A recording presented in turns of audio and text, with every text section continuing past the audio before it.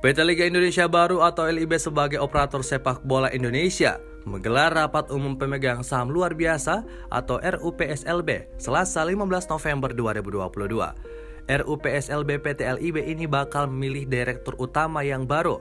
Pasalnya, Dirut PT LIB saat ini Ahmad Hadian Lukita ditetapkan sebagai tersangka dalam tragedi Kanjuruhan yang menewaskan 135 orang.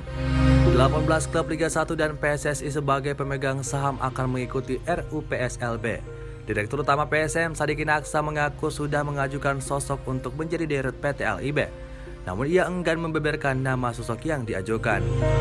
Media Officer PSM Sulaiman Abdul Karim menambahkan, RUPSLB menjadi titik terang Liga 1 bisa bergulir kembali. Kasta tertinggi sepak bola Indonesia itu memang sudah sebulan lebih terhenti pasca tragedi Kanjuruhan pada Sabtu 1 Oktober 2022. PT LIB sejauh ini menyiapkan 3 jadwal dilanjutkannya Liga 1, yakni 18 November, 25 November, dan 2 Desember 2022. Selain itu, sampai sekarang PT LIB belum memutuskan sistem kompetisi digunakan jika Liga berlanjut.